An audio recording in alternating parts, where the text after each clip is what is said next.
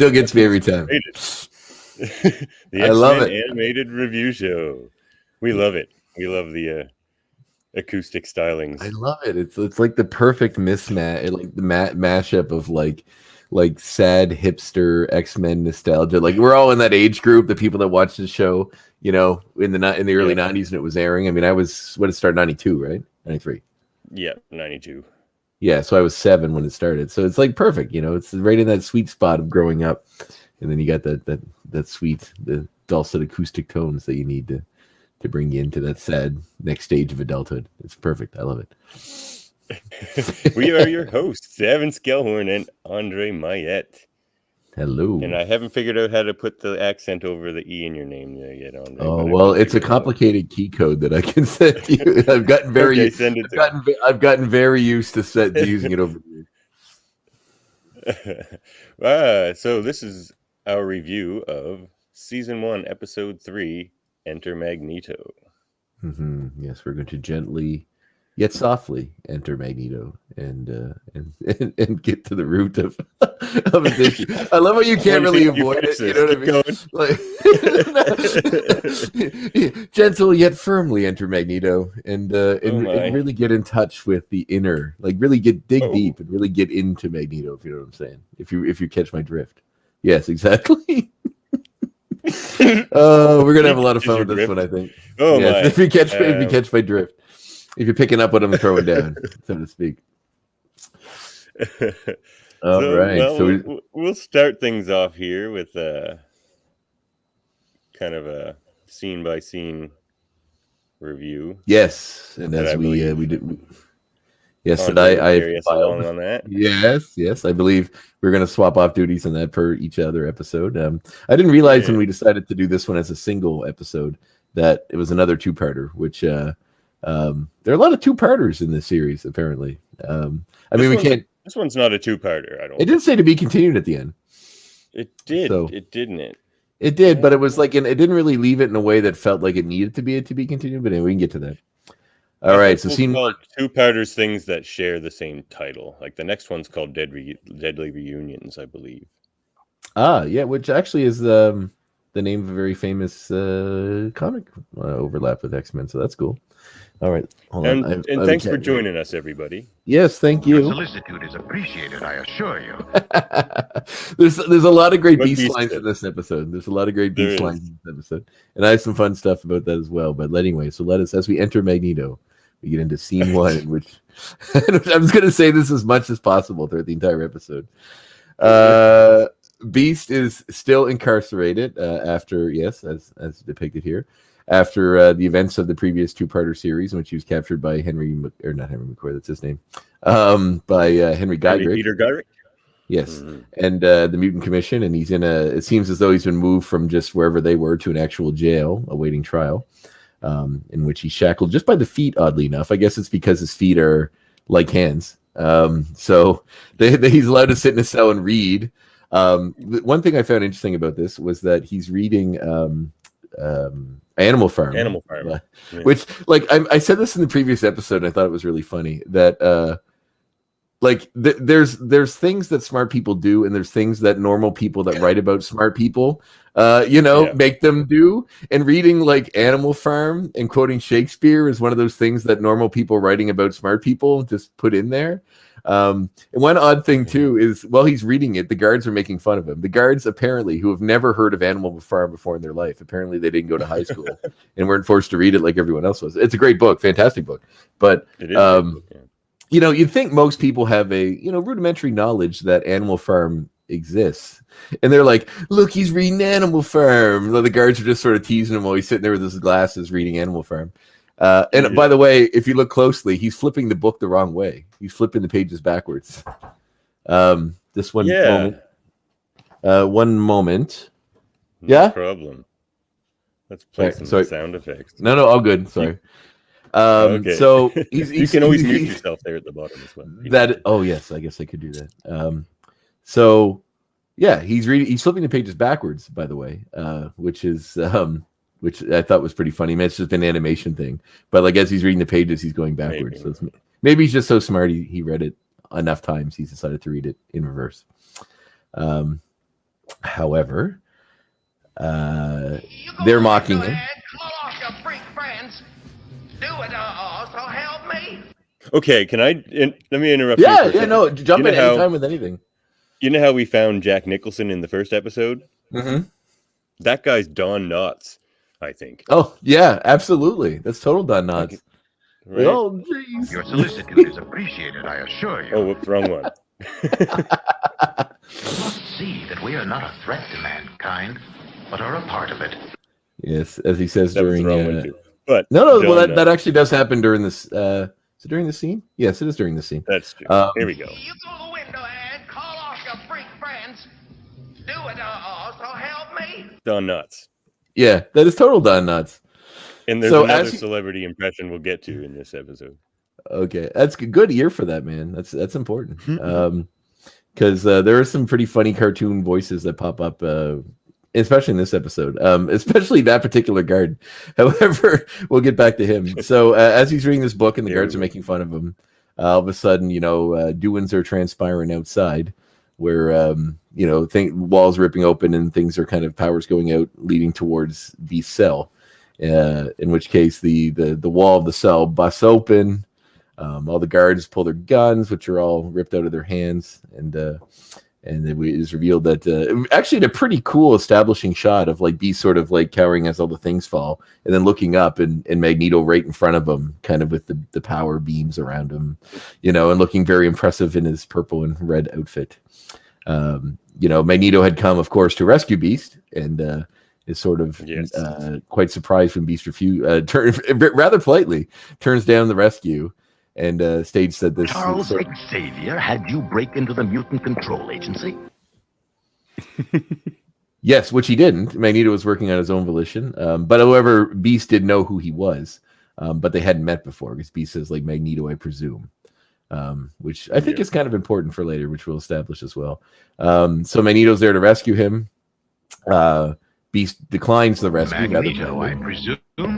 You have them all. This is perfect. And then we'll try not to interrupt you too much with sound effects. No, feel free, man. I can just go and go. So I'm quite happy to stop and elucidate. So to use a Beast word, or a word that a smart or a normal person would think a smart person would use. There you go. So Beast declines rather politely, and then they have a bit of a discussion in which Magneto discovers that Beast was sent, was part of Charles had sent Beast as part of these X-Men to infiltrate the Mutant Commission, or the Mutant Advisory Commission, and then Mutant Control Agency, which is a fairly nefarious thing. Because they fear us. It is. Yeah, because they don't yet understand. Saying how he thinks the trial is important because the trial will bring to light what the Mutant Control Agency is actually doing, which is capturing these teenagers or people that have mutant abilities that are registered, and he wants to use the trial to draw attention to them. Our mutant powers make us superior. That is why they fear us. Sorry, I'm done for a while. No, it's all right. It's funny because Magneto's voice does sound, the way it's played there, somewhat like Beast, right? Yeah, at first I thought it was Beast that was talking. I was like, no, that's not Beast. Yeah. So Magneto, of course, we established in this scene that he is very, pro-force in making the humans sort of accept mutants, or crushing the humans so mutants can survive. Well, Beast is saying we need to work together with them and show them that we are humans and that we're part of humanity and we need to be accepted. So, his capture, whether intentional, which I really don't think it was, is seeming, I mean, I'm sure he's talking to Charles through Cerebro, seems to be using to their advantage to draw attention towards the plight of the mutants by, making Beast a de facto sort of figurehead for this movement. So, which is, once again, pretty heavy and interesting for, a kid's cartoon. So many themes. Yeah, and that's like that in itself seems like something you would see in a adult movie, about segregation or something from that time period. So it does rather feel very socially conscious in that way, which I thought was interesting. These first few episodes do feel like a movie. Yes. Humans must be crushed, and I have the power to do it. Yes, one of the most powerful mutants on the planet, an Omega level mutant, if I recall correctly. But also, when Magneto and they had the discussion, or maybe it's just before that, I can't recall. But there's the one guard that comes up and pulls a gun. Magneto uses his abilities to take the gun and the guy's belt, which his pants just fall down in a comedic fashion, and he's like, "Sergeant, Sergeant!" And like very, I like how they just sort of you got this super serious stuff going on, and they just have to inject this tiny little bit of slapstick, Three Stooges style humor in there, and I thought that was quite funny that they did that. I like funny feeling that it's the same guy doing all the background voices. Oh yeah, no, they don't have. I love. Well, yeah, he's doing all the impressions. Well, even The Simpsons have like people that do the main characters do like 9 other characters in the show. So, that's animation. You can save a lot of money on not needing to pay actors for a whole day's work just for a bit role. But yeah, that is, and I mean this show is probably, budgetarily wise, I think they probably didn't have the highest budget on season 1. I imagine it probably went higher as the seasons went on and it gained popularity. Yeah, so anyway, Magneto leaves, and destroys a bunch of tanks that they bring in to try to mess him up. Or is that later? That's later. No, that's here. Yeah, he makes all the tanks look at each other and blow up. Yeah, okay. And I also love, once again, as we mentioned last week, you see these people in tanks pointing tank, guns at him. I like to see. I guess this is the place to contain mutants, so they probably have a lot more firepower than most places do. But they just have tanks on standby to roll out, like right into the yard, and then at a moment's notice.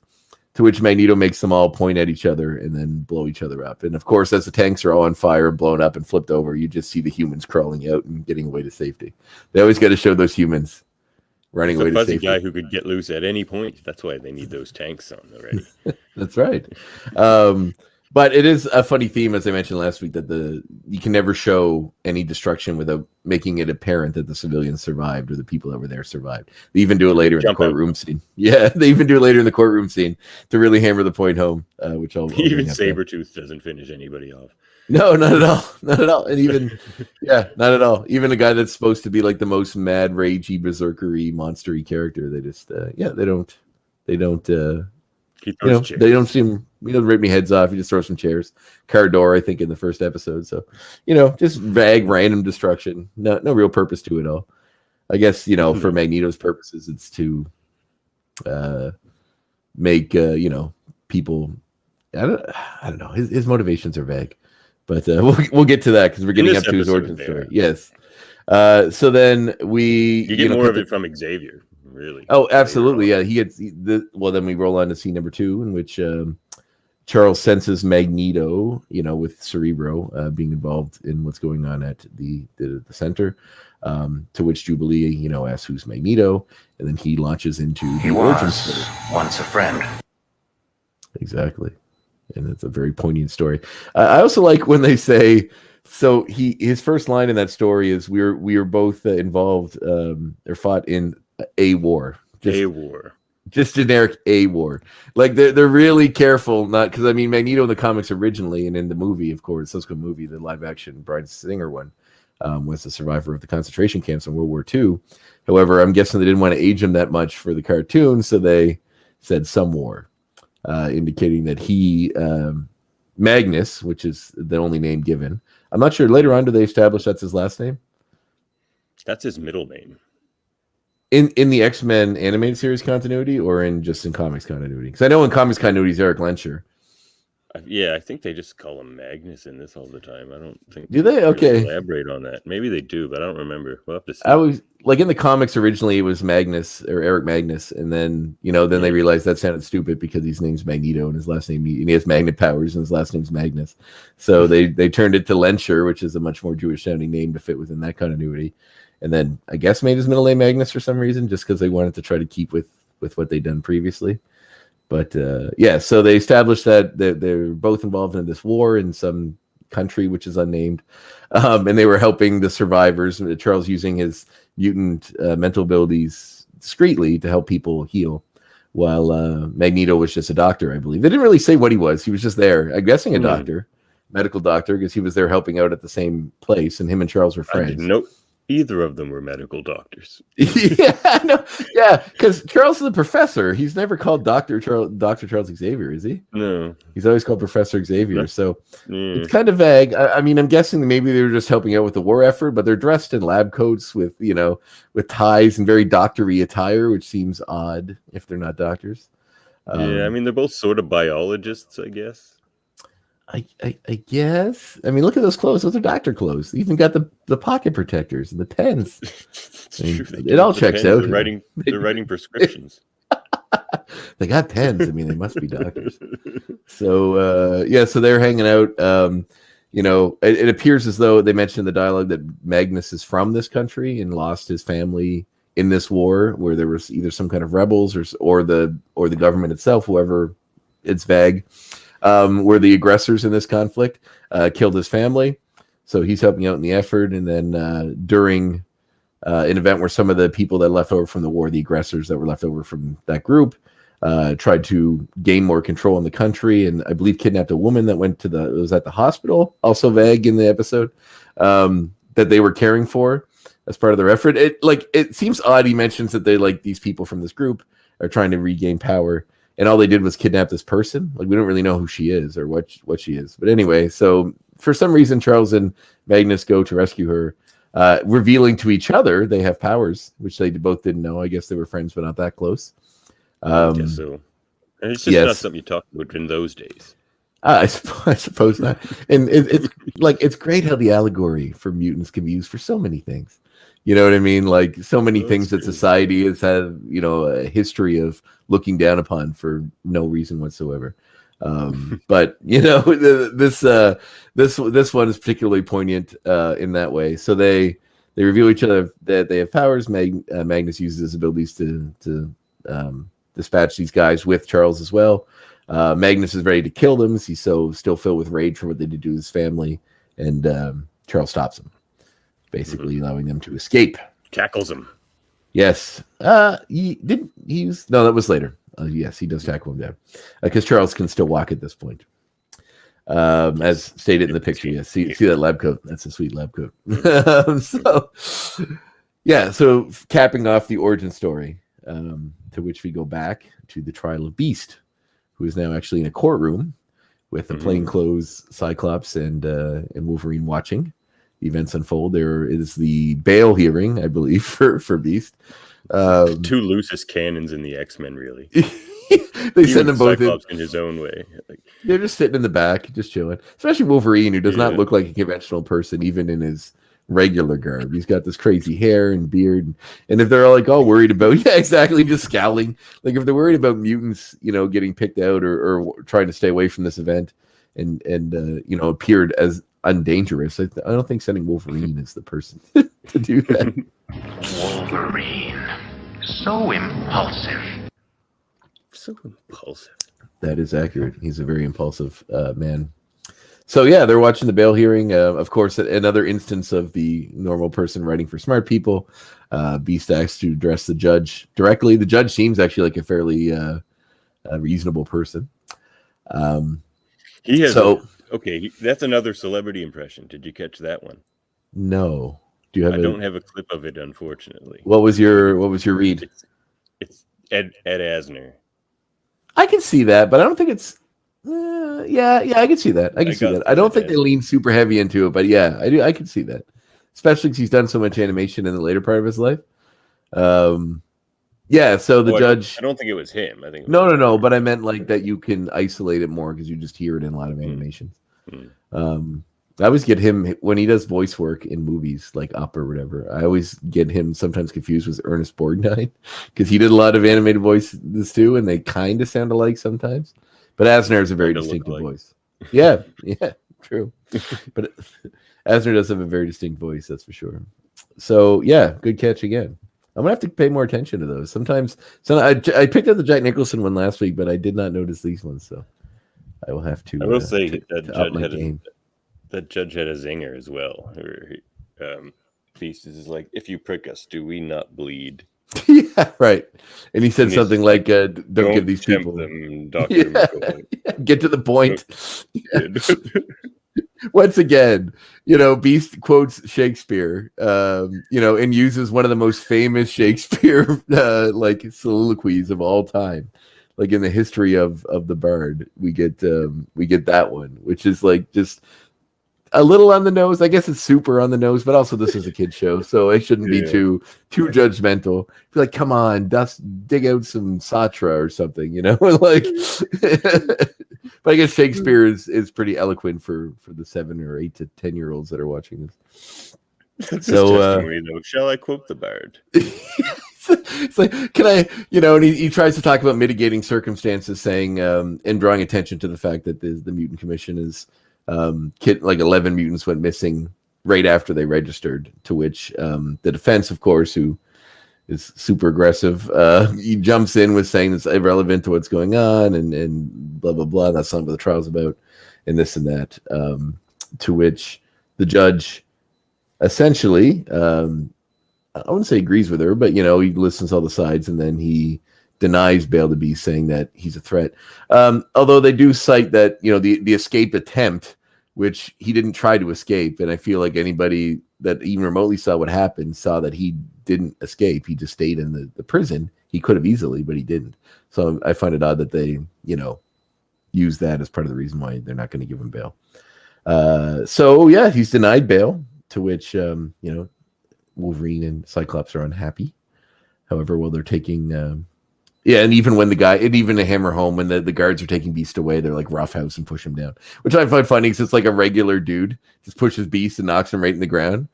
Just to hammer home that the humans are being overly, the guards are being overly aggressive with him when it's unnecessary, which I thought was, and especially with Beast, he's like 300 and something pounds probably, and big fur, burly, jacked fur guy. Like he just gets pushed down by a regular human. He's like a fat security guard with like a billy club. So then they're talking about what they're gonna do.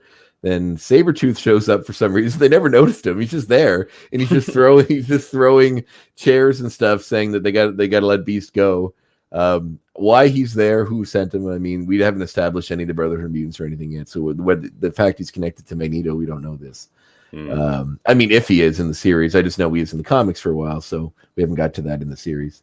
However, he's there, throwing all these things. The guards get on him, shoot him down, are going to kill him, which isn't preposterous to me that these regular guards with energy guns are going to kill Sabretooth, who just is one of the most powerful. Well, I mean, he's not. I mean, level with the most healing. Dangerous. Yeah, and with the healing factor of Wolverine and all that, you'd think that's minuscule to him. Can you turn down a touch or click that optimal back on? We're still getting that bit of an echo, I think. Because I turned it down as well, so we'll match if you do, please. Okay, I can do that. I think we can knock that echo off here for the people here while I hit a sound effect. Oh, yeah. So we forgot that scene with Professor X and Jubilee, where he's just like, he used to be a friend. And she kind of tells his little story. She has the best comeback to that, which is But the X-Men are here now, Professor. He can't fight all of us. Right. The look of Professor X is just like, oh, but he so can. he just doesn't even acknowledge what she said. He's just right, because in it he mentions that Magneto goes on to become. Magnus goes on to call himself Magneto and assemble a group of like-minded mutants. Is this better, by the way? Yeah, it is. Okay. Of like-minded mutants who are onto his cause, and that's when Jubilee jumps in and says, well, you have your own mutants that are onto your cause, and the X-Men, and just gives them a little peck on the cheek to like hammer home her point, which is sweet. Yeah, she's sweet. Yes, she's a sweet character. So Sabretooth shot down. Cyclops is like, they're going to kill him. We can't let this happen. Wolverine says, let them, because Sabretooth, like we've established, Wolverine recognizes Sabretooth. To which Cyclops jumps in with his beams, his eye beams, dispatching the officers and rescuing. Well, I mean, it's kind of vague, but we know that they rescue Sabretooth, who is now unconscious. I love that little back and forth between Wolverine and Cyclops, though, because Wolverine's just like, good, and Cyclops is like, what? And Wolverine just goes, just crosses his head. I really like I mean, I guess we're going to talk about our favorite points, so I can get to that later. But Yeah, I did enjoy Wolverine's behavior on that, and I can discuss that later for sure. Yeah, that's true. So then it cuts back to the X Mansion where Xavier is trying to reach Magneto using Cerebro.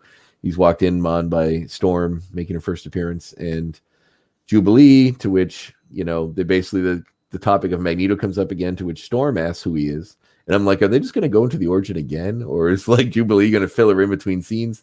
But then they are interrupted by the alarms going off as they're required in the medical bag as there's an injured mutant who is Sabretooth that Cyclops and Wolverine have brought in for help. And then, which is a good scene. We cut to the next scene in which Wolverine, full costume minus the mask, walks into the hospital room. While they're talking, the other people are talking to essentially. It's kind of vague about what he's going to do here. He takes the claws out and he's standing over him, and then he just cuts the cords, like the EKG cords, and is going to wheel the bed out. And then he's stopped by Cyclops, Storm, Jubilee, and Professor X, who tell him he can't take him out of there. To which he says he shouldn't be here. He doesn't belong here. He can't stay here. He can't stay here, specifically, yes. To which, Storm responds by saying, a lot of people would say that about you when you first got here. And then so Wolverine's not giving up any information. He's really not. Because, he could say anything, really. It doesn't help his cause. But no, and I feel as though he would have stopped and explained some of this stuff, because I'm not sure how deep it's been a long time since I watched the series the first time, and I've only caught scattered episodes as a child, so rewatching it, obviously we're going to be following this journey as we go and learning all this sort of stuff. But whether Sabretooth's crimes to Wolverine's past are as vile as they are in the comics, that remains to be seen. But they're not? Okay. You can't, they imply some things, but in the comics, it's really did Sabretooth kill his wife? And worse. Like, not things you can put in a kid's show, but yet somehow you can put in kids' comics. But anyway. Not the show. Okay. So the show doesn't show Wolverine's wife getting killed by Sabretooth or anything like that. There's a scene with them together and stuff. That's coming soon. We'll get to it. All right, so Wolverine just doesn't want Sabretooth in the mansion, is ready to dump him outside and maybe kill him. Still vague. But then they're interrupted. He just had like a scene where he just wheels him out and then takes him down to like the river and just dumps him in the river and then like dusts his hands and walks away. So then they're interrupted by more alarms going off. There are alarms all over the place in the X Mansion who are constantly going off. Anytime any mutant anywhere does anything, these alarms are going off. We all need to know. So Professor runs a tight ship. He sure does. He must have like a 1990s Google alert for anything mutant related to just go off in the X Mansion and draw their attention. But it does go off again, which lets us know that Magneto is attacking a military base. To which the X-Men are being called in, and there's a great line there where Wolverine stops and says, "How come when it's your worst enemy, we jump into action. When it's my worst enemy, you're doing this to me, basically. You're trying to save him." And there's that's a nice little response. Yes, that's a nice little moment there, because you're really getting this episode. Really, the first episode established that they're a team. This episode really establishes some of the conflict and the drama between them, which is really cool. Mm-hmm. And especially, Wolverine, you can tell from the first episode, he's the question the rules guy, or the rebel, the Raphael of the group, if you will. And so the fact that they're establishing that is cool. Yeah. So the X-Men run off, and this version of the team that runs off for this mission is Storm, Cyclops, and Wolverine. Jubilee, of course, is left behind because she's not experienced enough yet. And they get there. Magneto dispatches quite easily with all the. It's funny because they established this mutant army that he has, but it's just Magneto. And he gets in a fight for another episode. It's not Enter the Brotherhood. Although, we are entering Magneto here, and that is true. So Magneto dispatches the military guys, uses abilities to make the missiles activate, and they have a countdown, as all good action series or movies do. There's always got to be a countdown clock. To to when these missiles are going to go off. The military are trying to stop them from going off, but they aren't able to do so, so they evacuate because the facility they are in is one of the targets the missiles are going to go to when they are shot off. So and that made me laugh too, because I mentioned last episode how they're not going to, start this off like the comics where Magneto's just going to go to a missile range and fire off missiles. But they sure did. Then, they sure did. Yeah. And all these guards get away. Actually, I forgot to mention during the courtroom scene, there's a guy that a bunch of people start throwing tomatoes at Beast, by the way, in the courtroom scene, which they just brought tomatoes to the courthouse. And one of the guys is you do. Yeah, as one does if they're unhappy with it. But it's not even like the real trial. This is just the bail hearing. Like they can't even get upset about, him being released or him being found guilty or anything because nothing's being decided. It's just the bail hearing. Like it's whether he can walk around before the trial. That's all this is about. Yeah. So one guy yells like, "What about the guards that were hurt at the prison?" He's like, "My brother is one of those guards. A lot of people were hurt. So nobody died. Just my brother was hurt." Which is still Magneto's just tossing people left and right, blowing up tanks. No one died, just hurt. He's going to be in a cast for 2 months. Yes. His wife's sick of him already. Yeah. He can't work. The truth I have to wheel him out. Around. Exactly. We're getting to the truth of the matter here. Right, this guy's poor marriage. So he dispatches these military guys and the X-Men show up and there's a bit of a battle. To which Magneto is sort of spouting his reasoning that humanity is never going to trust mutants, and the X-Men are using their own idioms about how we need to work together and blah blah blah, with Wolverine being a standard self. And so the bit of a battle ensues, to which the missiles they try to stop the missiles before they go off once Magneto is out of the way, or like they don't really dispatch them, he just gets away essentially, but the X-Men are distracted by the missile issue. To which I love that legendary line. This one's for you, Mark. That's not in this episode. Oh, I feel like that's got to be in every episode. That's the thing. Exactly. He does have a similar line though. I thought you were going to play the one because they're like the missiles are going to go off. We have to stop them. And Wolverine's first reaction, he just runs into the abandoned control room with his claws out, slicing every cord, like panel, computer monitor, anything that looks mechanical. Yep. He's just switch. Just slicing it up. Yeah, and he goes, "Where's the switch?" Like, even if it was there, you already sliced it in half. You can't switch it now. Whether you're going to destroy it if it's out there. Like, we don't. Anyway, so the Cyclops just shoots him a door. He's like, "Yeah, right, I'm down with this." Go he's just running towards a wall, like. But when they're infiltrating the facility earlier, there's some nice stuff of Wolverine using his claws to climb the wall, which is kind of animalistic, which sort of fits. It's on brand for Logan. Oh, yeah. So the missiles do go off, to which Storm says something along the lines of, that she knows what she has to do and goes after them. They realize she's going to sacrifice himself to detonate them in the atmosphere, which would have been a good plan. However, as she's on her way to do that, and they're calling her, telling her not to, Charles reaches out to her saying there's another way, which essentially is just to use. I mean, I guess the narrative point of the story is just to prove that Storm's willing to sacrifice herself, and you mentioned as the leader role that she has very often in the series now. She's one of your favorite characters for that reason. She Charles kind of gives her an alternative, to which she just uses her wind powers to shoot them off into the ocean. Now, I think maybe detonating them in space would have been better, because the ocean, they're still nuclear weapons, I believe, weren't they? Yeah, but getting escape velocity is really tough. They probably weren't going that fast. I guess so. But having them detonate in the ocean sounds pretty bad for the ocean.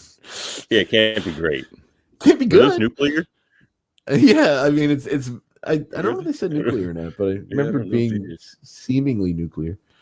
So so she sends him off. She passes out from the exertion of her powers. Wolverine catches her. She's just sleeping. She's fine, and they head back to the mansion. I guess right there to report to look at Cyclops. He just looks so funny that still. He's like, "What you doing there, Wolverine? You holding Storm?" So they head off, and then Magneto's been watching from a distance, just standing on a little rock cliff face near the ocean or whatever. To which he, says something along the lines of, well, it was kind of interesting because it was almost like he was studying how they work together as a team too, which is cool. So it's like he's gaining a bit of intel. He says, like, they may have thwarted me this time, but they won't next time kind of thing. There's, I'm stronger. This is standard bad guy stuff, to which we get the to be continued little thing. Which I thought wasn't like, it wasn't necessarily pick up the story of Magneto way later or something like that. Because is the next episode about Magneto? Deadly Reunions? I can't remember. That is the next one. It sounds like it would be. Yeah. But another interesting point more of a rogue episode. Oh, maybe so.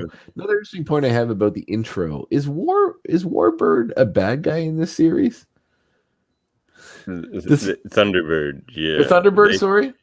They have him running on the Brotherhood side there. I don't think he ever shows up. I think that's what I said. I don't remember being in the series, but maybe they're just like, well, this Native American character looks scary, so let's just put him in with the bad guys. I always found that interesting because I noticed it this time during the intro, and I was like, I don't remember Thunderbird being a bad guy, but maybe they changed things for the episode. So, well, he never liked Cyclops or the rest of the X-Men a whole lot. That's true. He was killed on his first mission. So. It's so bad. Like in modern comics, like people are a little more I use the term reluctantly woke about these sort of things, but they're like, let's put in a Native American character and kill him off in the first mission. get him out of there. We don't need that minority. Warpath, his brother, who was part of X-Force at the time, but even still, why would he be on the bad side? Yeah, I was going to say Warpath earlier, but then I thought it was War. Yeah, I think I combined the two because he was the one that I do recall Warpath from X-Force. Yeah, so that was the episode. Yeah. Yeah, I like this episode. Good intro for Magneto, pretty classic, the missile silo stuff. But, it sets up that whole dynamic that we mentioned they didn't bother setting up in the first couple episodes between Xavier's dream and Magneto's dream and the whole kind of Malcolm X MLK sort of. I was going to say that. Yeah, I mean, I believe Stanley himself said that was sort of the inspiration for the two versions of the characters. But yes, I agree, and I also think it's funny. Like in getting back to Shakespeare, how Shakespearean it is that they're old friends that become bitter enemies. It's a very classic trope in comics. It's another way to sort of get more tension and drama out of a story. Just to say, well, they were friends and then something happened and they became enemies. It's easier than just dropping in a rando bad guy. There always needs to be some connection. And the fact that they were friends, like good friends, close friends, and that's a point they hammer home definitely a lot more in the live action movies. Seems rather Shakespearean, but also classic comic stuff. So that's good. Speaking I enjoyed of friends, did you notice Wolverine called Cyclops buddy? Yeah, but not in a fun way. It's like, hey, buddy. It's like, buddy. Yeah. Oh, yeah, he did say it in a fun way. I forgot about that. Yeah. He is Canadian, so I'm not your buddy friend. I'm not your friend, buddy. Accomplished, eh? Yeah, I love that they gave him like a classic Canadian accent. Well, when Puck shows up later in the series. Oh, really? Sweet. Mm-hmm. Good classic Canadiana. After every sentence. Oh yeah. I love how the world, or whenever the world makes fun of Canadians, we just sound like the guys in Letterkenny, and that's it. Like, it doesn't matter what part of the country you're from. We just, it's like if I made fun of Americans and I just did a Minnesota accent, which is kind of what they think the Canadian accent is, because it is part of the, it's like, I'm an American, yeah. Oh yeah, American, yeah. It's kind of that central Canadian accent. Yeah. Jean jackets and curling and John Candy. That's what we got. Yeah. Take off your hoser. Take off, eh? Yeah, we're getting this is not a SCTV podcast, I guess. That is true. Although if you are not Canadian and you're unfamiliar with SCTV, go look it up. It's fun. Oh yeah. Legends throughout it. Every famous Canadian actor well, not now, but in the past, got to start on that show pretty much. Yep. So yes. So what's the next portion? We go to there we go. Ratings from 1 to X. I'm gonna let you go first because I always overshoot it and then regret it after I do it. Okay. So. Well, I really, really liked this one. You gave an X to the last one, which is I did. The top of the top. I don't regret that. I don't regret that yet. I don't think you should. I think it was justified. But this one, if anything, it maybe was a bit thin it didn't feel like a complete kind of story. And maybe it's because it is to be continued, but I still don't think that's where they're going directly next. Maybe but I every did like episode it a says lot. that, just there's going to be another episode to be continued. Another episode. And there's a lot of good humor and sweet lines in it again. So that so far it's looked like it's going to be a constant through this whole thing. Like really humorous, even for adults. Some of this stuff. Don't tempt them, Mr. McCoy. These people. That is so funny. So they all pull out pins and go to poke, make them bleed. Yeah, but I don't want to go too high with this one, so I'm going to give it an 8. Yeah, I think that's fair. I would agree. Solid 8. Solid. Maybe an 8.15. 6 repeating. You can certainly get into decimals. I'm kidding. 8. Like, yeah, I would the decimals are going to come out when we get farther ahead, and we have to try to distinguish between episodes we rated before, and we're going to start. No, I don't think we should get into decimals. It gets too complicated. We don't have to. If you can't make a solid number commitment, then what are you even doing here, David? I mean, what are we even doing here? This is actually 8's fair. That is true. We are entering Magneto. And then exiting? And exiting, yeah. Well, yeah, I mean, entering and exiting quite a bit, like frequently. It's almost like a constant motion, you see what I'm saying? Because we go back and forth. So. Anyway. 10 points. Our next segment. All right. Where we each bring 5 points, or things the episode made us think about, or nostalgia about. You want to go first? Sure. One thing that I thought was very interesting was that the show seemingly, I mean, being that we're only in episode 3, differentiates what team goes and does things sometimes. They mix it up. It's not always the same group. For instance, we didn't see Jean Grey in this episode. We didn't see Gambit, and we didn't see Rogue. So they were all quite prominent in the previous episode, and perhaps it's to spend time to focus on each character. I mean, narratively, yeah, that's the team essentially with Jubilee as well. That we see in this episode that go off on this mission. So it's vague as to why, particularly which, if they're off somewhere else or whatever, doesn't really matter. But I like that they will take the time to make smaller teams and, focus on those characters and their dynamic and send them off places instead of just sending the whole team every time. It gives more time to get to know each character a little better, because it's when you have a huge team, there's a lot of things pulling your attention everywhere that you don't get to see these interactions or these characters or really get to know them as well. So I like that they've sort of taken the time with this one and just made around these 3 characters. And I think they might track that as well. And I think that's why I was thinking the next episode might be kind of a Rogue Gambit thing, because they weren't around. But we'll see. That would make sense. If I was running this show, I would do that. Yeah, for sure. With Jean Grey just thinking about stuff. That's right. Just contemplating your terrible costume. Do I ponytail this morning? Yeah. Pony's a good choice. Well, my first point would be the Magneto sound effects when he uses his magnetic powers, because they're done audio wise with like metallic sounds. Metal chimes and things like that, but they're during the kind of action scenes. The chimes are perfectly in line with the music that's going on, and it's awesome. It just adds to it, and it was almost like he's playing music while he's attacking. It's so cool. His powers are sort of vague, though. I get the magnetism, like he's pulling the guns and busting out the walls. That all kind of makes sense, but he also makes a force field.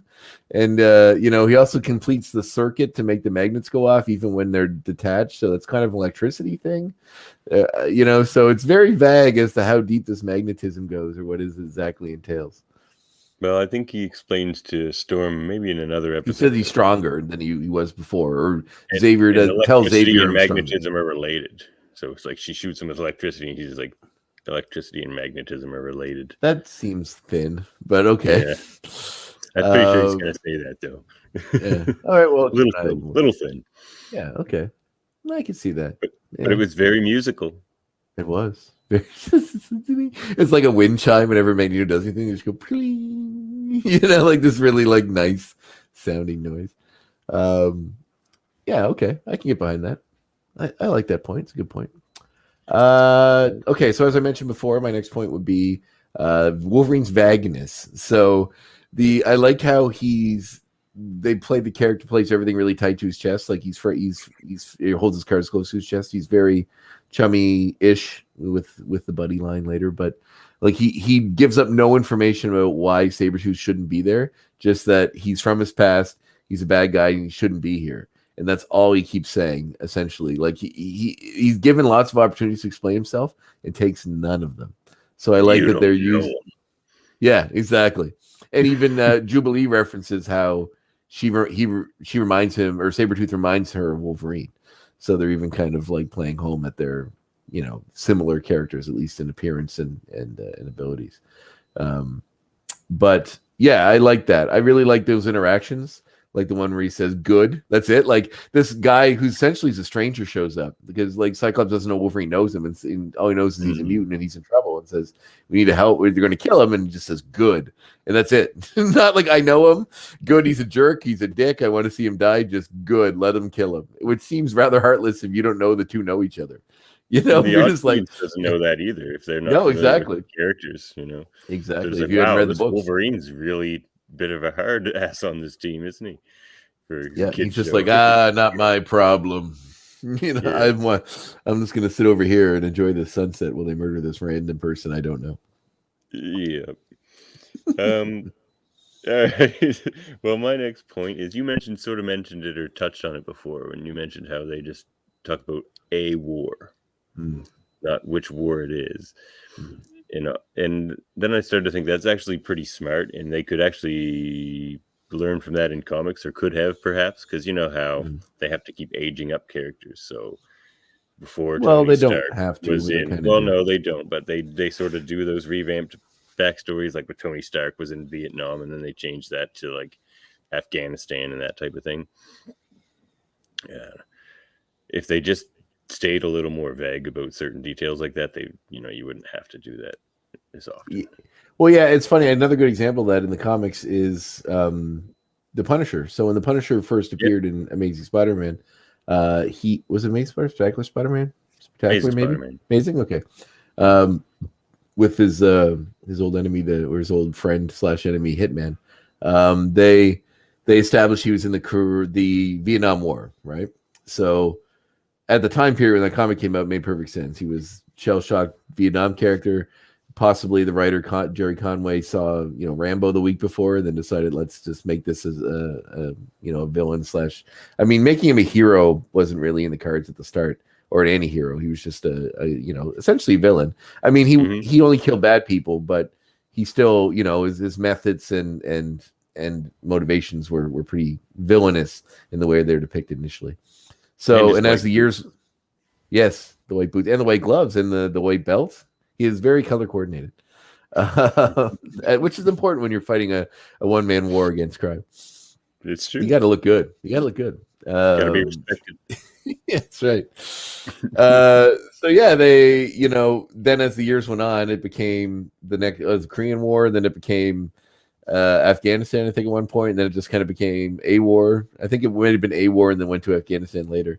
But Spider-Man's been Spider-Man for in the real world about 70 years, in the comics about 10. So he's only 25, 30ish. 25, 26 or something like somewhere around there. So they keep just moving things along to follow the timelines. They don't have to age him up and make the character different, which is just sort of the nature of comics. But yeah, when they did the Punisher Max series, written by Garth Ennis, who's one of my favorite writers, which is sort of a separate continuity from the regular Marvel universe, a more realistic one. They made Frank Castle still a veteran of Vietnam, but he's like late 60s, almost 70 now, still killing people, like just wrecking people left and right, and just still made him a powerhouse, but an older version of himself, which is pretty cool. I mean, it didn't seem to slow him down very much in the series, but I like that they kind of still kept that as part of it. I mean, they could have easily made it a different war. Just made a leather. yeah, essentially. And it's if you haven't read the Punisher Max series, I highly suggest to anyone. I mean, if you like dark, gritty, realistic things, that's kind of what drives me nuts about comics or comic adaptations, because I love most of them. And I guess I'm getting a bit off topic here, but That's what we're they, yeah, but they, like if you're looking for, and Marvel's been doing it quite well with their other movies because they've been, all these new adaptations they've been doing in the comics of everybody else are all good comic stories that they've taken and taken elements of and done their own thing with in the movies or the series. But like Punisher has so many good ones. Like you could literally just take that Punisher Max series, make it a show, and just do every issue as an episode. It would be fantastic. Like it would be one of the grittiest. I mean, it's by Garth Ennis, the same guy that's done The Boys, which if you've watched the Amazon series and that, you can see how brutal that can be. And if you think about how like hyper violent and gonzo that can be, and put that into the Punisher's world, you can see where he goes with it. But a realistic version of it, not quite so cartoony. And it's awesome. So like just do that. Producers do that.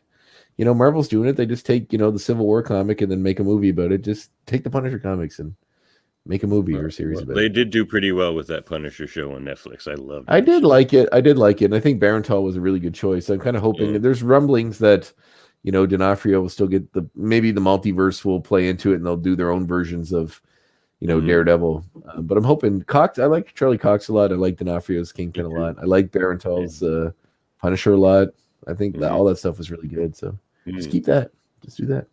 Yeah, I think they will. Right. If the rumors are true. Well, there's some stuff in the new Hawkeye episode that links possible Kingpin connection, which is fun. Well, so he's Echo's like step or like uncle or something like uncle. Or she calls him uncle. Yeah. Well, it's a random person that may have been voiced by Vincent D'Onofrio. I'm not 100% sure if that's confirmed or not. But you don't see him; you just hear him. I didn't watch that episode yet. I gotta watch that. Me neither. I just know it happened. It's in it, so it's like a flashback about her youth or something. I don't even think it's out until tomorrow. No, three's out. 4's out tomorrow. Yeah, 1 and 2 came out at once, and then 3 came out last week, I believe. Because there are a lot of people talking about it online if it's not already out, so it must be out. Okay. Or 3 is. I don't know about 4. I actually haven't seen any of it yet, so I really got to catch up.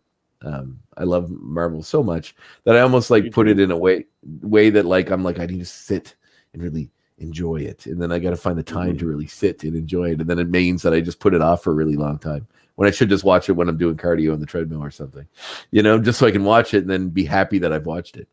But that's one of the many problems of Andre. Come back next week and I'll tell you some more.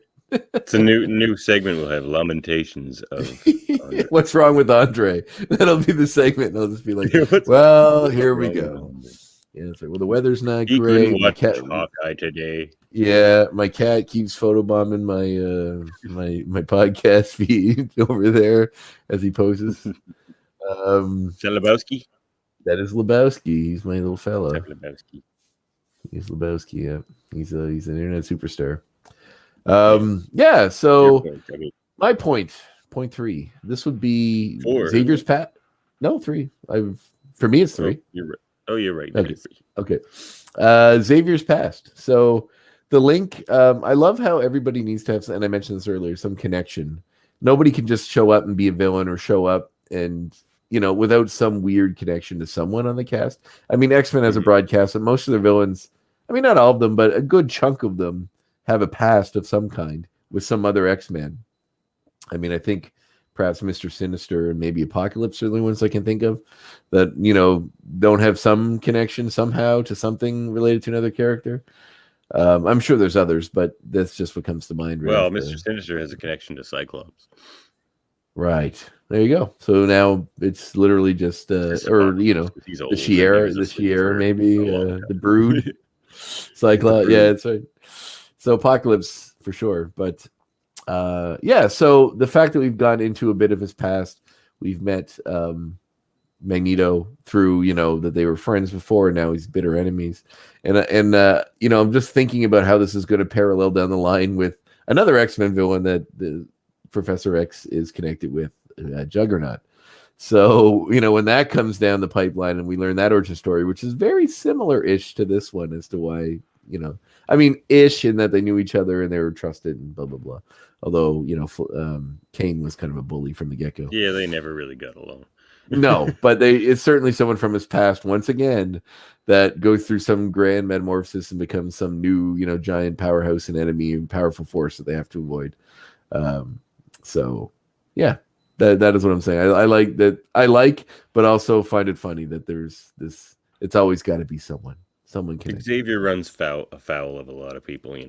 He does. It's like let's just form this. It kind of made me think that he just formed the X-Men so other people could deal with all his problems. He's like, look, I've made a lot of enemies in my life. I don't want to deal with them all. I'm going to make this group, and you guys go deal with it. That isn't. Look, it's Magneto. Get him. Yeah. Hey, Xavier's a hard guy to be friends with. That's true. Although he seems rather jovial, not jovial, but he seems like a kind-hearted man in the series. Yeah, I'll be interested to see how. Well, that actually brings me to my next point. Mm-hmm. In the comics, Charles becomes more and more like Magneto all the time, and to the point now where they're pretty much indistinguishable in the comics now. In their methods and things, like he gets closer and closer to seeing things Magneto's way, as much as the other way it seems. And I'll be interested to see if that happens in this series, because I know there is a lot more of them uniting and things like that, and it'll be interested to see who's leaning who and how far. Well, yeah, it usually just depends on who's writing it. But even Cyclops has become more militant and more Magneto-like quite a bit, actually, as the years have piled on. And Magneto actually became, I'm not sure where he's at now in the comics, but at one point he became the leader of the X-Men and was like a super turned his life around and became a good guy. Well, Cyclops was almost the too extreme, too radical mutant who got all the mutants he could to live on an island somewhere where they had their own society and just didn't deal with humans at all. So Cyclops was right. He was right. That's right. I actually want to get. I should do that. I want to get those shirts. It's way out of fashion now. But when Grant Morrison's X-Men run was out, one of the kids in the school, Quentin Quire, had a shirt that said Magneto was right, and I always liked the design of that. I thought it was kind of neat. I've never really seen one out in the wild. I thought it'd be cool to have. Although in Hawkeye, that's what the Cyclops thing's a play off of. Yeah, and in the Hawkeye series, there's like in one of the new episodes, isn't there like a mug that says Thanos was right that somebody was drinking out of? Oh, I didn't notice that. That's pretty. Yeah, funny. I think so. Which I thought was that's funny. Such a nihilist thing, though. Teenagers and college students would have that mug. Oh yeah, there's definitely Thanos tattoos on kids in the Marvel universe that are like, he was right. The resources aren't that strong. Snaps and gloves, snapping tattoos. Yeah. Oh, for 100%. Definitely some emo kids out there with Thanos tattoos, and or some kind of new neo-Nazi party that follows Thanos. Where's your gauntlet tattoo? You can tell us. You know what? I'm a huge fan of Thanos. He's like my favorite villain of all time. So I don't have a gauntlet tattoo yet. It's probably coming. Although I don't know, man. After this last tattoo I just got last week, I think I might be done for a while because sore. You get like 15 minutes in, and then you're like, "Why am I doing this? Like, why?" It hurts so much. There's varying degrees of, you can handle it. It's not the worst pain in the history of the world or anything, but it's just like you're sitting there dealing with it. And you're like, ugh. And I gotta go back to get the color added in January. So when I'm done, I think that'll be it for a while. Right there on the chest, eh? Yeah, it's for those at home. Oh yeah. Yeah. So that's a nice design. It's like that coat of arms. Yeah. It's got the sparrows. It's kind of classic Sailor Jerry style, right down to the anchor there. Yeah, no, it's cool. I like it a lot. I've always liked that style. All right, my point. Jubilee. I like the narrative use of Jubilee as, like, I think I mentioned it last week, but they're continuing using her as our way to enter the X-Men and learn about them as we go along. She's asking the questions as to who Magneto is, but a lot of the X-Men don't know either. Like Storm didn't know. Beast seemed to know, but not have met him, by reputation. So it's still kind of vague as to, he's not really established as the main villain of the X-Men yet, and this is where they're doing it. But just using her as the newcomer to the X-Men, she's our fill-in for us, so we can learn as we go along as she does. So it's a good narrative device, and she's a great kind of whimsical, curious character to do that with. So it works really well. I don't believe we've met. Yeah, Beast did. Yes, he does say that, right? Yeah. I don't believe we've met. I don't believe. You think he'd remember? This guy can like move mountains, and you're like, yeah, I don't think we met before. Just the outfit kind of stands out as being quite memorable. Yeah, it's like, well, you're. I think I would have remembered a guy with a penis helmet dressed in red and purple. I think it would have. I think that would have stuck out in the old brain at some point. You know? Flying around. Is it Larry? You're Larry, right? Yeah. I'm not Larry. It's Magnus, obviously. Larry Magnus. That's it.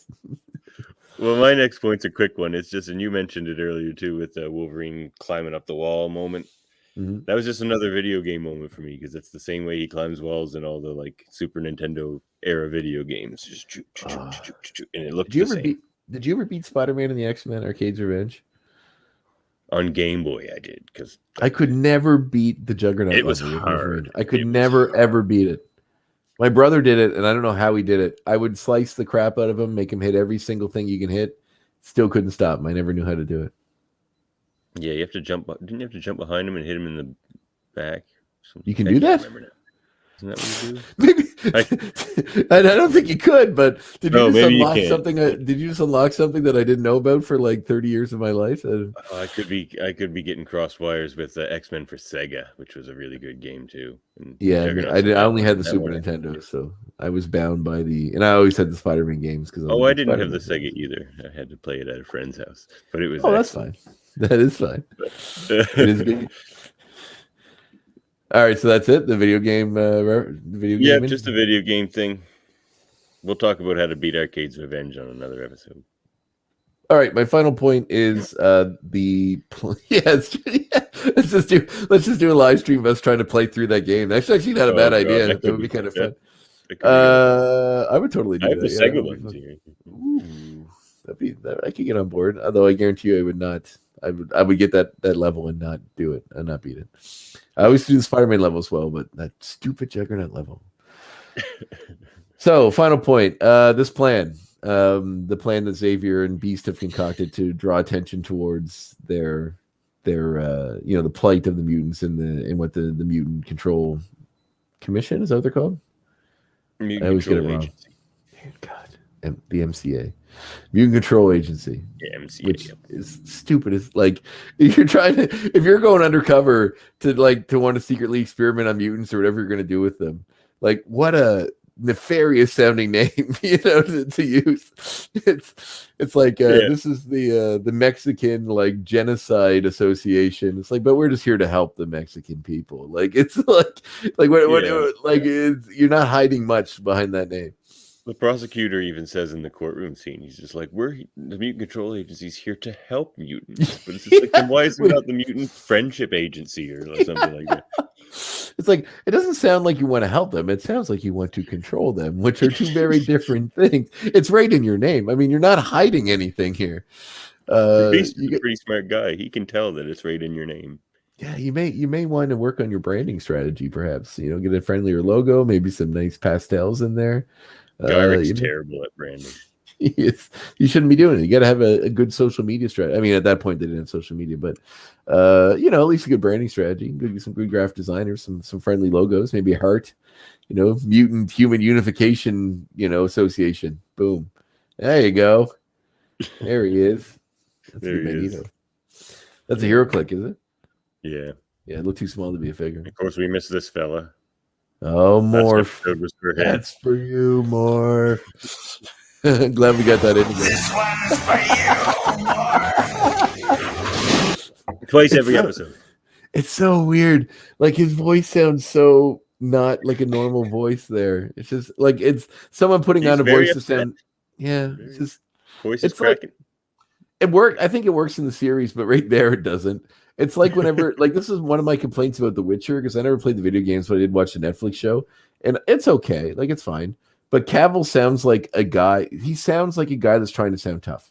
If I was like, I'm going to sound tough. Like Christian Bale Batman. I'm going to do this with my voice because I'm a tough guy.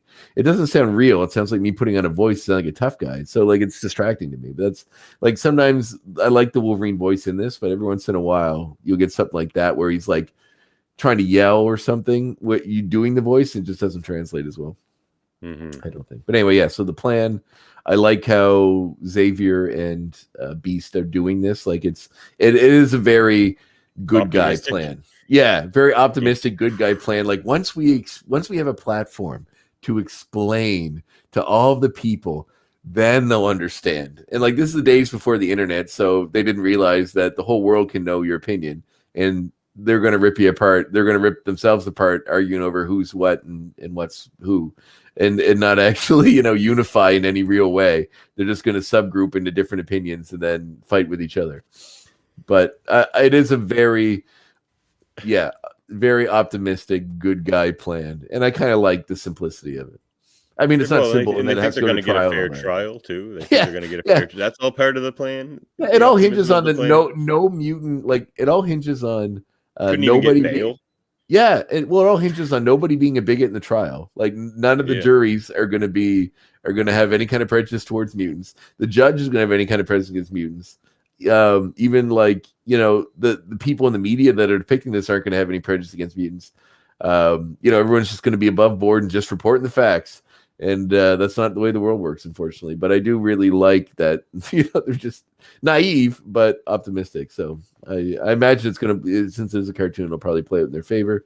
But and I imagine that's the overarching story of this whole season. But I think the best thing is basically, that's a good one.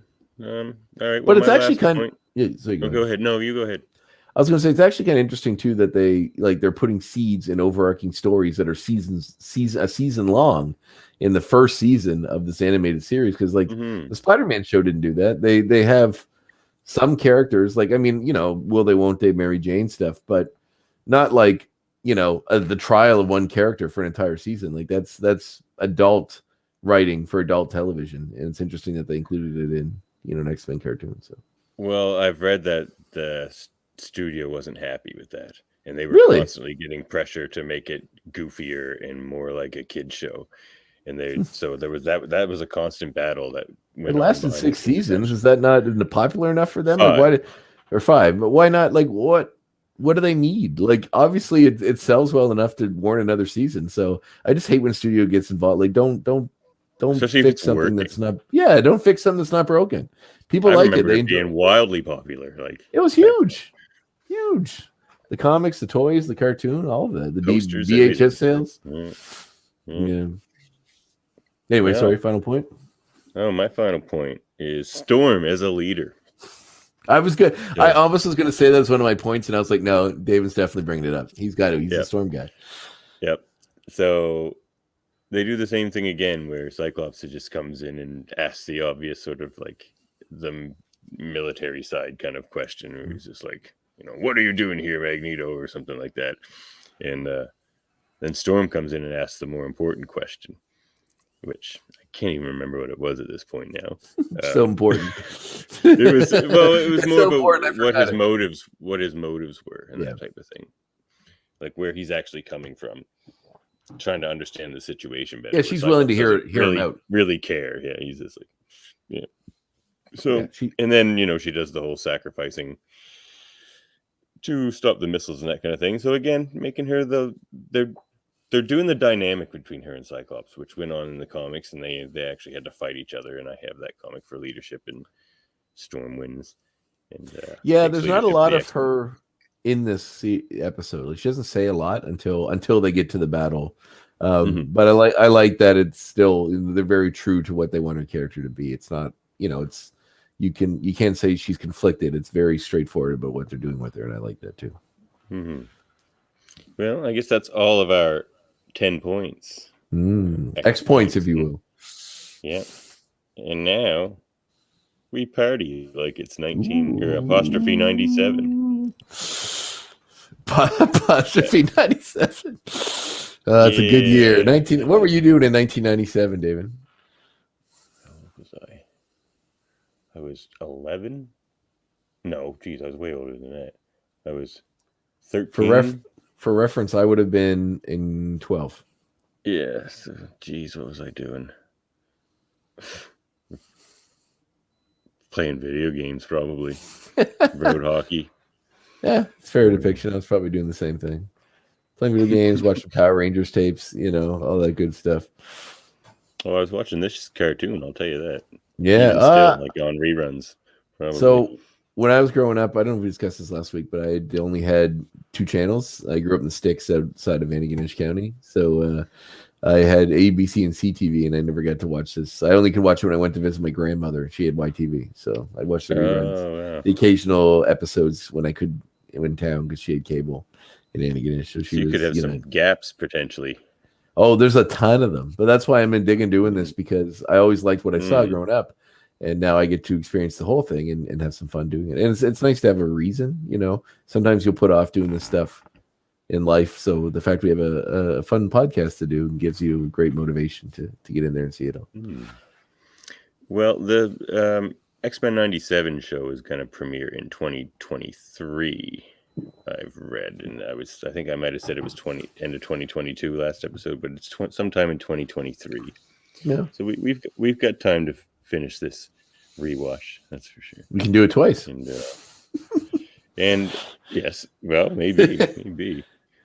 And I also wanted to mention, yes, in the last episode we showed these nice images here. We sure did. And I didn't really get to give the artist credit, who's the lead character designer on the show, and her name is Amelia Vidal. That name sounds familiar. Yeah, well, I'm not too sure, but very good. I love. Well, she did some amazing work. Yeah, they're fantastic. Like, definitely update it, but definitely true to the original source material, which is great. Nice marriage of the two. Yep.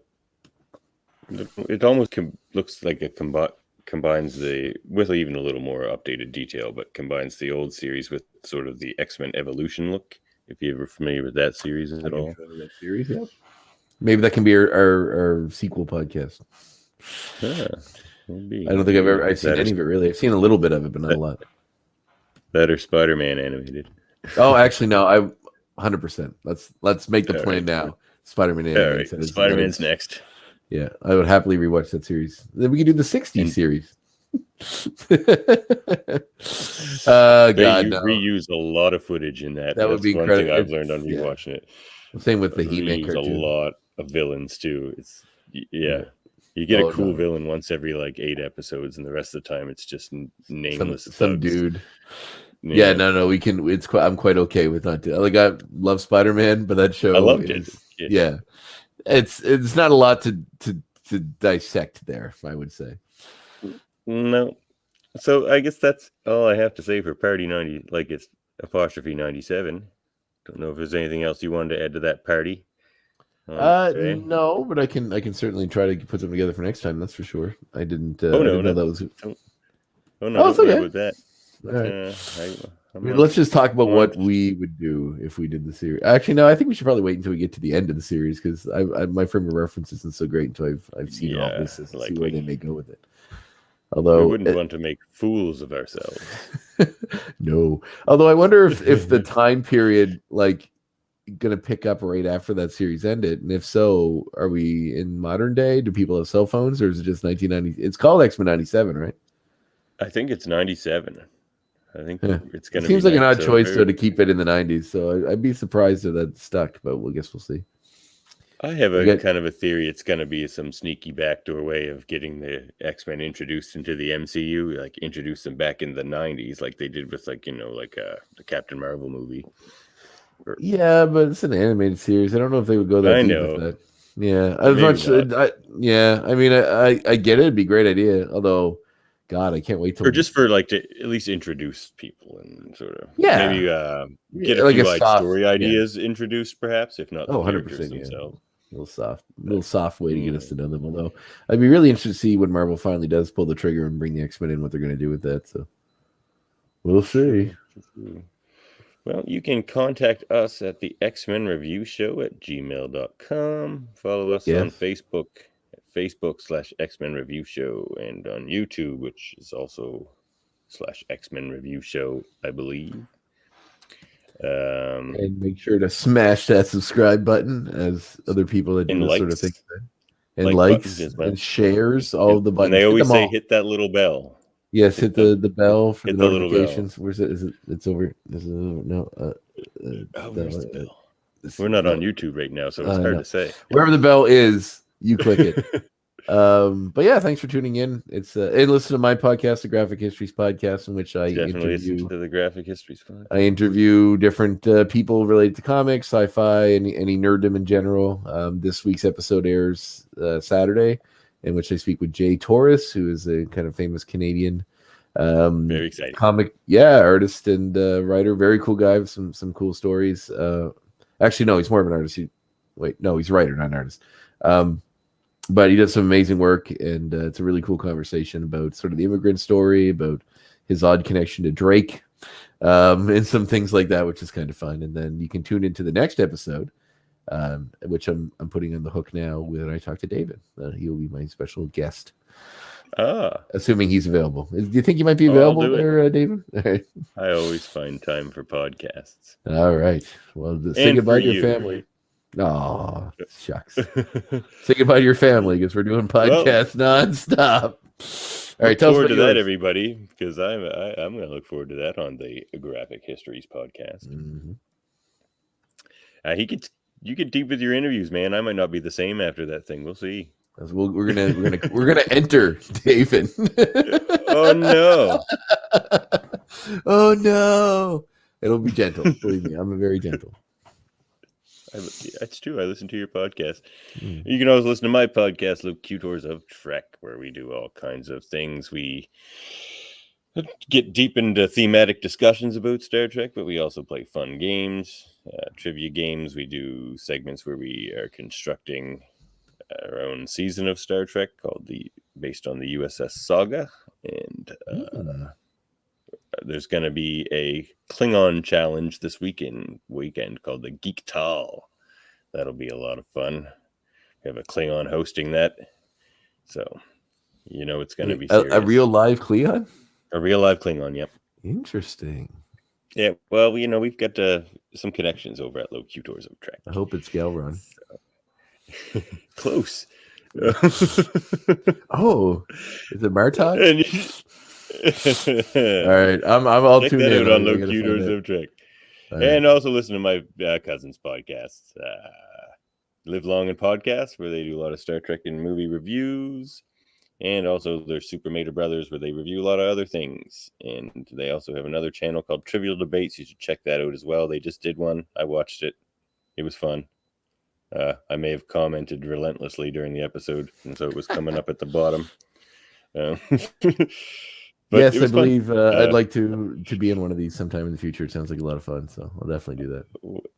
I'll have to pass that along. And, yeah, for sure. All right. Like, I used to be a part of something called Geeks versus Nerds that they used to do in Halifax. Where I remember Geeks versus Nerds. Yeah, I did it for many, many years, and it was always a lot of fun. So I'm on board. Awesome. A professional. That's right. Favored going in. The odds will be in your favor. So for the betting, people who bet on Trivial Debates, I'm sure a lot of people do. Yeah, I'm sure Vegas is just overflowing with people that are lining up to bet on who's going to win on the next debate between Bill Nye and the head of the Creationist Museum. And of course, check us out next week, where we will review Deadly Reunions, I believe it's called. I like that. It's a very provocative title. I'm excited to get into it. Well, with that, I guess we bid you adieu, as Gambit would say. Goodbye. Bye. 1, 2, 3.